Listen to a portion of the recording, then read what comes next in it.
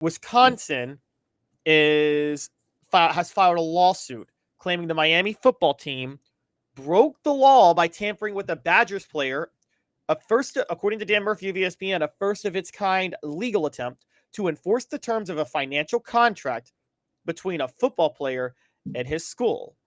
Now, the lawsuit refers to the athlete in question as student athlete A, but details from the complaint line up with the all-season transfer of freshman defensive back Xavier Lucas. Lucas left Wisconsin and enrolled in Miami at January after seeing the Badgers staff refuse to enter his name in the transfer portal in December. All right, Bank on It brought to you by Commercial Bank member FDIC, Life Made Better. This is going to be a reoccurring theme. The biggest problem moving forward with what the NCAA has created with the easy transfers, with getting paid, with all of that, much of which I agree with, but there are still not sufficient guardrails. Bank on it. These tampering lawsuits are going to be a regular occurrence. I agree. Particularly now that the House settlement is over, I think there will be more and more. And here's where I think they'll come out. Let's be honest, Dave. Let's talk about what's happening with tampering. A school's not just calling up a player during the season and say, hey, you want to come play for my school? That's not exactly what's happening. It is they're calling up a player, and they got about 2 or 3 boosters on the other line saying, you want to come play for my school? What about an endorsement deal here and an endorsement deal there and an endorsement deal there? Old McDonald had a farm style or Oprah style. You get an endorsement. You get an endorsement. That's what they're doing. Schools are going to sue and claim that all of those endorsement deals are violating the NIL Go third-party policy of enforcing NIL deals. That's what they're going to do. So this technically should be against the rules, right? Technically. So what could happen? Could we see scholarship reductions? Could we see bowl bans? I mean, what are the punishments? Well, this is the problem. There will be lawsuits. Nothing's going to come of it because any punishment, the player would countersue and say his antitrust rights were violated by not being able to be tampered with. That's a weird thing to say, by the way. But I mean, what's going to happen is if there is any punishment, unfortunately, it's going to come to the player. I think the player will get in trouble for violating certain rules. And I mean, you hate to see that, but he will be considered ineligible. Yeah, we're right back to where we started. You've got a bunch of rules you can't enforce. Exactly. You got a bunch of rules you can't enforce. And Dave, let's be honest, how tied are the hands going to be in this NIL Go? They're going to be locked in court for every single third-party deal they try to nix, aren't they? NIL deal. Well, yeah, and I don't know if you're aware of this, but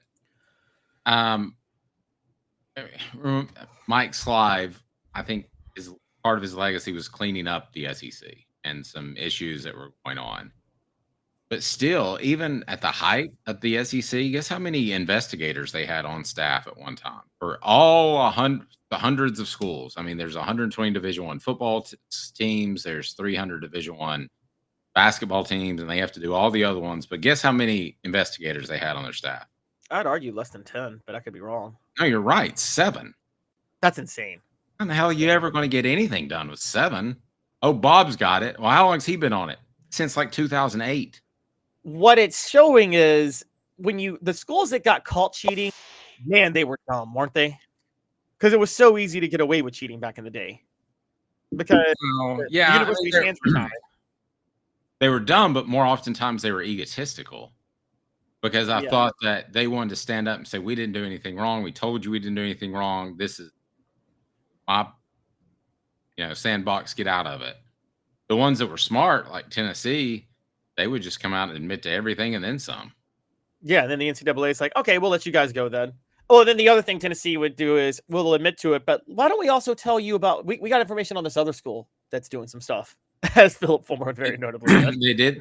They did that. Now, in all fairness, let me ask you this: what's Philip supposed to do when he knows that Albert Means is getting $250,000? I mean, now I've read the personal written letters that he wrote to Roy Kramer about Roy Adams, and it's nothing I'm comfortable relaying at this very moment. Okay, he got very personal and very attacking on personal preference choices, and I'm just going to leave it there. So, but he did do what he was supposed to do. I mean, if somebody, especially his take was, and he didn't tell me this directly, But if Alabama had been doing that in Gadsden, Alabama, or Baton Rouge, Louisiana, he would have been fine with it. But he still considered Memphis a part of the state, which you and I know it's kind of not. But he considered it a part of the state, and he's like, you can't come doing that in my backyard. Don't you think that's fair? That's part of it. And also, well, yeah, I agree. That's part of it. But what's also not told on that story is there were about 4 other SEC coaches that complained about Logan Young. And Steve Spurrier specifically complained about Logan Young and Albert Means. And so Fulmer wasn't the only one complaining to the NCAA. He's just the only one that took the extra step and secretly recorded a tape conversation and turned that conversation over to the NCAA. Like, no one went that nuclear, but like everybody in the SEC was complaining about Alabama during that time. Okay, do we want that? I mean, is that something? Because let's face it, college football had about 7 polls back in, you'd know this better than I would, 30s and 40s, the Dunkel Index and all those things. Oh, yeah. Yeah. So, I mean, there's a lot of champions, and they didn't have talk radio back then, but I'm sure they had a water cooler of some sort that they stood around and talked about. Did they want that? I mean, did people say, I think Notre Dame's better in Southern California, and gosh, gee willikers, I'll bet you half a hog on it. I don't know what they bet back then. But the point is, I mean, is that just part of college football? Do we want to talk about whether or not Tennessee or Alabama or Florida or whoever is going to get in trouble? I mean, I enjoyed the Jaden Rashada talk with Florida because they look like a monkey doing, football. But it just didn't work. Billy Napier looked insane. But I don't know. Do we want that?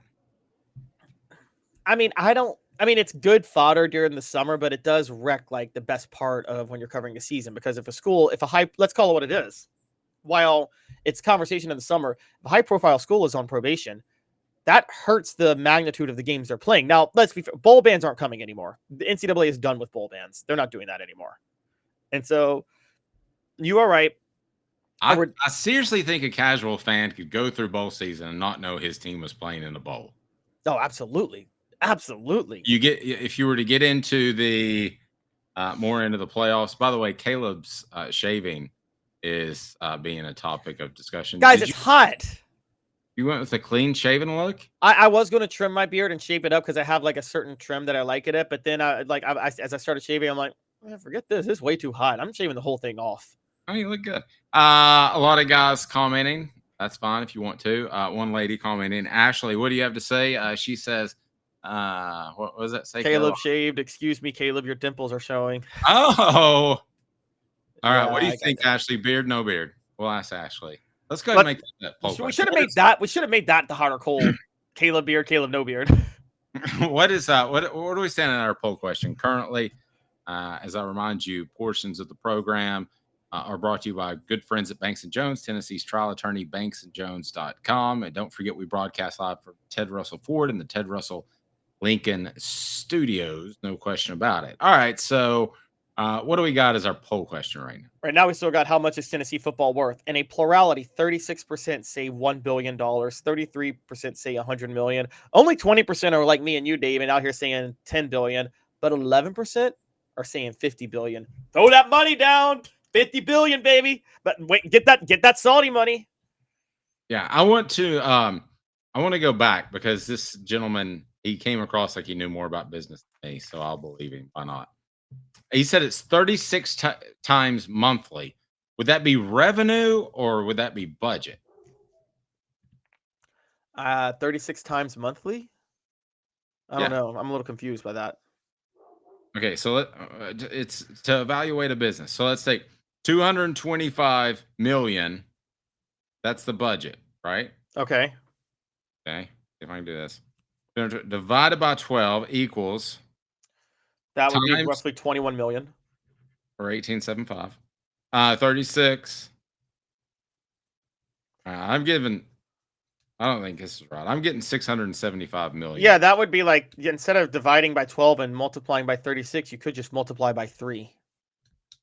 Yeah. Yeah. So I Ashley weighed in on is Caleb more attractive without his beard? What did she say? She said no, Steve, but that Steve asked a question. I need to know the question Steve asked. but you guys, oh my gosh. She says he pulls them off both well. I personally like a clean shave or show. Or show. Okay, sorry. I don't know what that means. I missed the razor this morning. I feel bad about that. Usually, I'm a shadow, clean shaven or shadow. Okay, all right. Okay. That All makes right. sense. That makes sense. Yeah. All right. So So bank on it. We're going to have more teams sue each other for tampering. And I believe that this situation now with Miami and was it Wisconsin? Yep. Okay. I actually think that's going to be the outlier. I think you're going to see more in conference stuff. Oh, I think so too. I think so too. Man, how epic's that going to be when Tennessee and Alabama, like the week that they're playing a game that they got a court, the athletic directors have a court date that they have to face off in federal court with each other. Oh gosh.